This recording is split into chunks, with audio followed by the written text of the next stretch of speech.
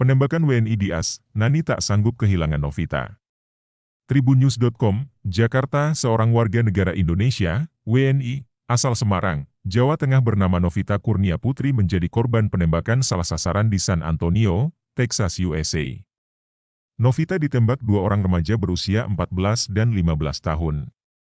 Nahasnya peristiwa itu terjadi di depan rumahnya pada 5 Oktober 2022 lalu.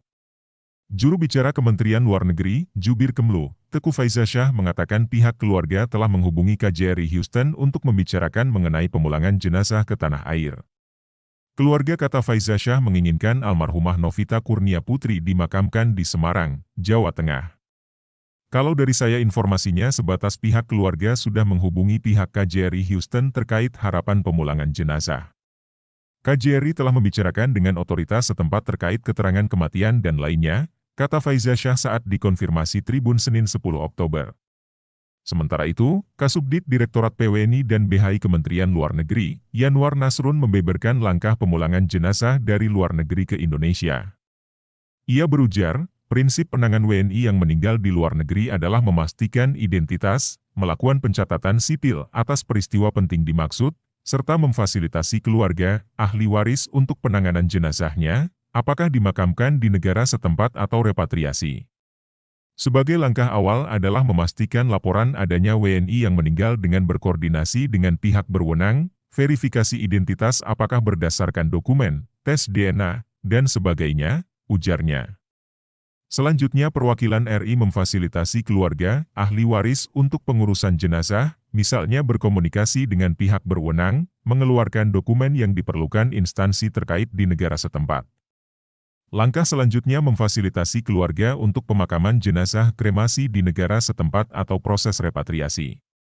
Sekiranya keluarga, ahli waris tidak mampu yang ditunjukkan dengan surat keterangan tidak mampu dari lurah, kepala desa, maka pemerintah akan membiayai pemakaman, repatriasi jenazah dengan memperhatikan bahwa tidak ada pihak lain yang dapat dimintakan tanggung jawab, misalnya asuransi, pemberi kerja atau lembaga sosial di negara setempat, ujarnya. Fungsi paling penting adalah pemberian surat keterangan kematian dengan seluruh dokumen pendukungnya kepada keluarga, ahli waris untuk keperluan perdata di Indonesia atau negara setempat, lanjutnya. Dikutip dari Benus.com, penembakan terjadi pukul 1.30 waktu setempat.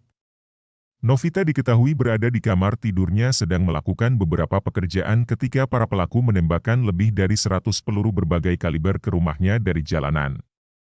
Koordinator Fungsi Pensosbud KJRI Houston, Muhammad Kamal mengatakan pelaku merupakan remaja usia belasan tahun yang menggunakan senjata otomatis. Menurut polisi NKP menjadi korban peristiwa penembakan salah sasaran yang dilakukan oleh remaja umur belasan tahun dengan senjata otomatis yang sebelumnya melakukan pencurian mobil, kata Kamal saat dikonfirmasi.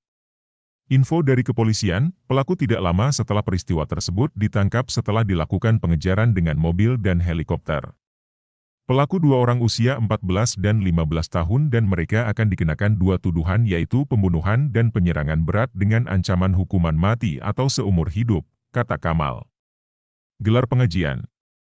Keluarga Novita Kurnia Putri di Pudak Payung, Banyumanik, Kota Semarang menggelar pengajian di rumahnya hingga jenazah tiba.